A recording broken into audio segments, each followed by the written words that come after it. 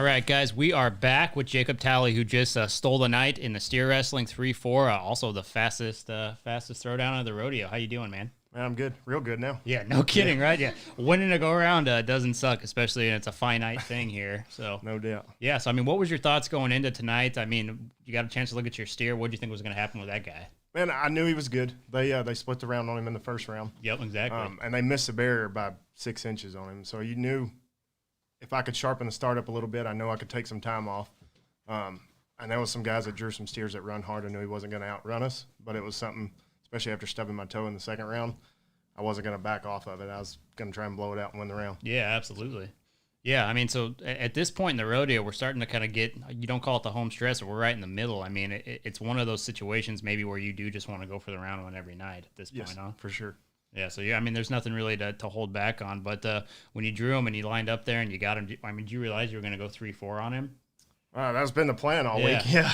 Yeah. Going into the rodeo here at Globe Life, what were you thinking we were going to see? I mean, because the first night was a little slower, obviously, to be expected with everybody kind of going for their first shot at this arena. But I mean, were you expecting them to get into the low threes like that? I mean, that's faster than I personally thought they were going to be. Yeah, I figured it would get fast. I didn't know, like last night, I didn't think it would get that fast in one round altogether.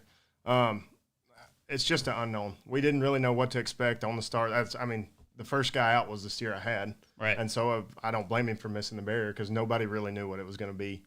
And so I would think it's probably going to start sharpening up throughout the week and get as fast. Yeah, absolutely. And it's funny. I was talking to some guys when they started setting up this arena, and everybody seemed to think that everything was going to run to the right, and they're running to the fence. Yeah. And what do you think? What do you think that's all about? I mean, I got scolded for saying that the calves were going to run to the fence. Right. At one point, I was like, well, okay. Yeah, man, we kind of expected ours to run to the left. Yeah. It being that wide open, at least we were not worried about horses running off of them or just them stepping at us. That's why, like, my first one I kind of had to jump at. I broke down the wall. I knew he was going to run, and he ended up stepping half a step right. Yeah. And so it was kind of a shock. Right.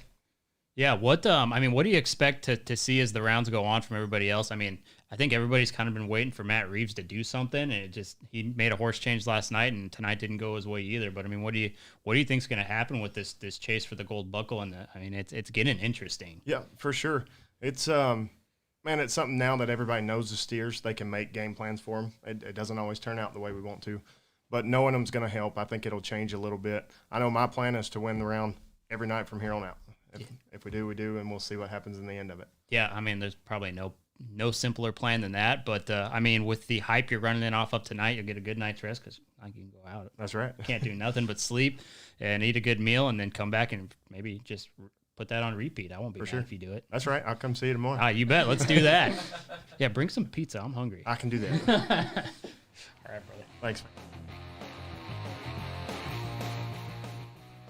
Here's one thing I know for sure. If you're watching this, you are cut from rural cloth. Rural Americans. We're all rural Americans except for Ty. If you like hunting, fishing, back roads, the family farms, the beer, warm or ice cold, your choice. For some reason, there's a dog thing. You can't be a cat person with rural cloth. But mud on your boots, I know you are cut from rural cloth. Rural cloth is a brand for you. It's for me. They have fine clothes, some of the best fits out there. We love that We Grow Beer hats. Here's what's great. Rural cloth is setting you guys up with an extra special discount code. Use the coupon code GAUGE at checkout for your Christmas deal. Shop small, guys. Support these businesses. Support Rural Cloth. Use promo code GAUGE at checkout again for that 20% off. Here's what's great. For some reason, you're one of the 5 people in the entire world who's not watching this. You get 10% after the NFR. Still get 10% through the end of the year. Rural Cloth is what you want.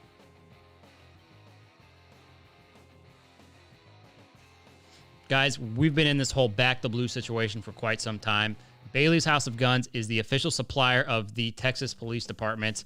They also carry some of the best options for hunters. If you like shotguns like I do, Benelli, probably the best out there for semi-automatic shotguns. Weatherby on the rifles, Christensen Arms, you name it, they've got it. Smith & Wesson on the handguns, Glock, they've got so many options. And here's what's excellent, guys. Some of your big chain stores, the Cabela's and what have you, they don't have a lot of stock right now. Bailey's House of Guns has all kinds of ammunition in stock. They've got tons of firearms, pistols, you name it. Give them a call, 713-433-2475 for more details. Also, if you are not in the Texas area, no problem.